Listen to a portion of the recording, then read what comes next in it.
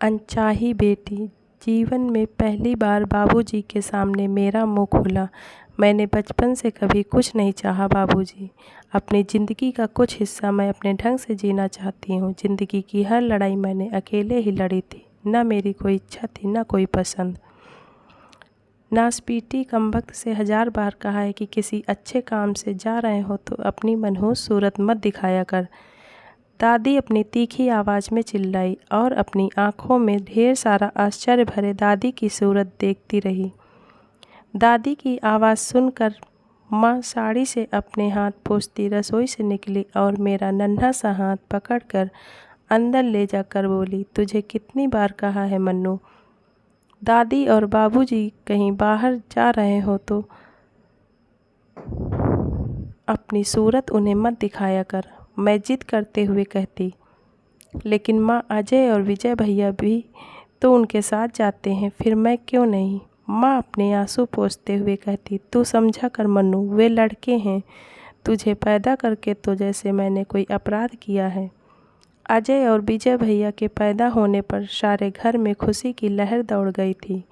कई दिनों तक खुशियाँ मनाई गई, लेकिन मेरे जन्म लेने पर दादी और बाबूजी के चेहरों पर एक मायूसी छा गई। माँ को छोड़कर सारे घर की उपेक्षाएं ही मेरे हिस्से में आई थी। मन रुक रुक कर अपनी परतें खोलने लगा। परत दर परत अतीत वर्तमान का रूप लेने लगा। मेरे दोनों भाइयों के मुंह से निकलने से पहले ही उनकी सारी इच्छाएं पूरी कर दी जाती और मैंने तो कभी जाना ही नहीं कि चाह क्या होती है, जिद क्या होती है। न अच्छे कपड़ों में, न खिलौनों में। आज भी जब बाज़ार में किसी शोरूम में कोई सुंदर गुड़िया या कोई सुंदर फ्रॉक देखती हूँ तो बचपन फिर से जी उठता है। मैं अपने पिता पर कभी अपना अधिकार ही नहीं समझ पाई, कुछ मांग सकूं। जब मेरी उम्र के सारे बच्चे गुड्डे गुड़ियों का ब्याह रचाते, खेलते रहते, उस समय में खामोशी से एक कोने में बैठकर सोचती, काश मैं भी अपनी माँ की कोख में लड़का बनकर पैदा होती तो सारे घर का स्नेह दुलार मेरे हिस्से में आया होता। यदि उस समय भी सोनोग्राफी जैसे टेस्ट हुए होते तो मेरे पिता ने भी डॉक्टरों की मदद से मुझे गर्भ में ही मार दिया होता। इन्हीं उपेक्षाओं के रहते ज़िंदगी बिना मंजिल की राहों पर आगे बढ़ती रही। सबसे बड़ा बवाल तो मेरी पढ़ाई को लेकर खड़ा हुआ। बाबूजी का दबदबा सारे घर में था। उनके सामने कोई मुंह नहीं खोल सकता था। मेरे एडमिशन की इस बात सुनते ही वे भड़क उठे, कोई ज़रूरत नहीं है स्कूल जाने की, घर का कामकाज सीखो, तुम्हें कौन सी नौकरी करनी है, दूसरे के घर का चूल्हा ही तो फूकना है। अजय और विजय तो मेरे 2 फल देने वाले पेड़ों की तरह हैं। इन पर पैसा खर्च करूँगा तो बड़े होकर इनमें फल लगेंगे।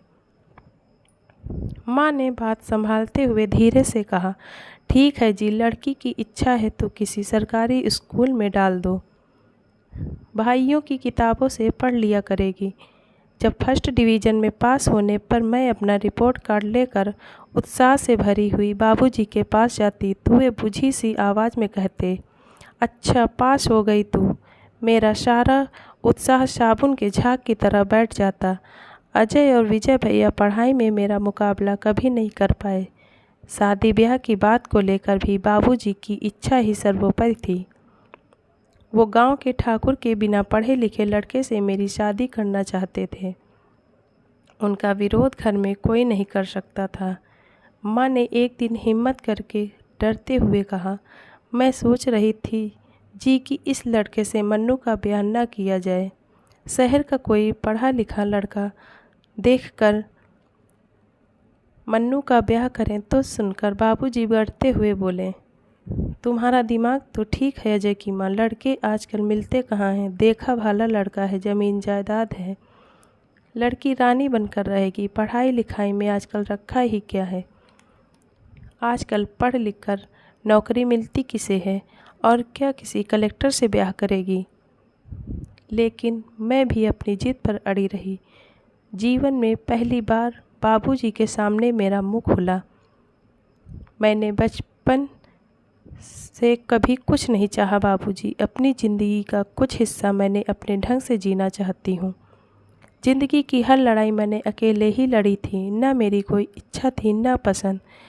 मैंने बचपन से ही ये बात अपने मन में अच्छी तरह बैठा ली थी कि मेरी इच्छाएं तभी जन्म लेगी जब मैं स्वयं उन्हें पूरा करने लायक बनूंगी।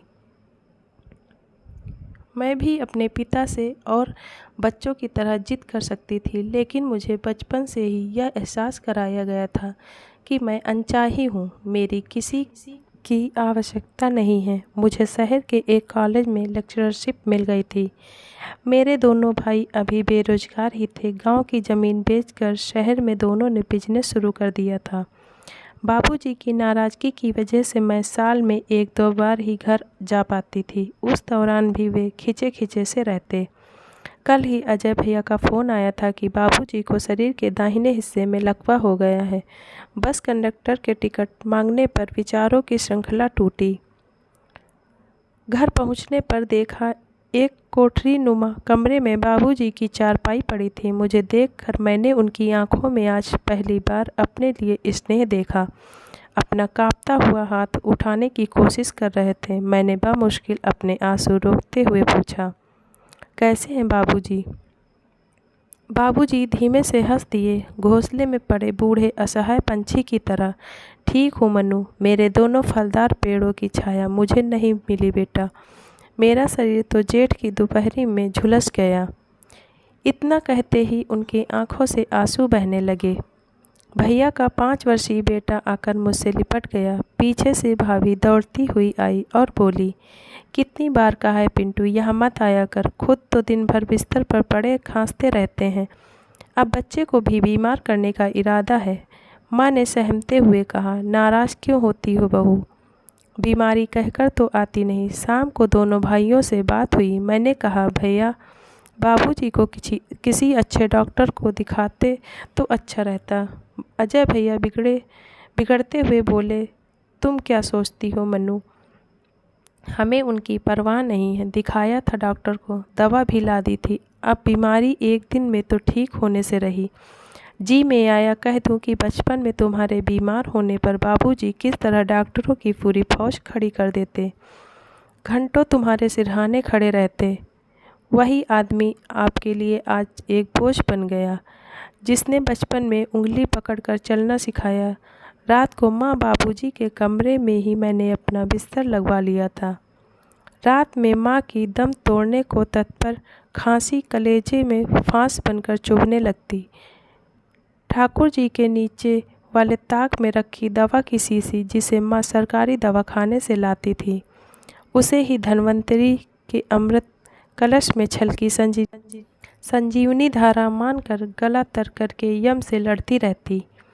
धीमे प्रकाश के टिमटिमाते बल्ब की रोशनी में माँ को ठीक से कुछ दिखाई न देता। रात में पिताजी को दवा पानी देना होता तो माँ अंधेरे में उड़ेलते हुए बड़बड़ाती, इन मरी आंखों से अब कुछ दिखाई भी नहीं देता। इतना पैसा आ रहा है लेकिन ये नहीं होता कि बल्ब ही लगवा दें।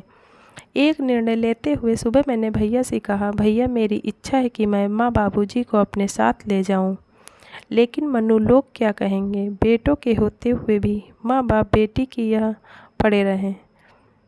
मैंने कहा, लेकिन भैया लोगों के कहने के डर से मैं अपने पिता को मरने के लिए तो नहीं छोड़ सकती।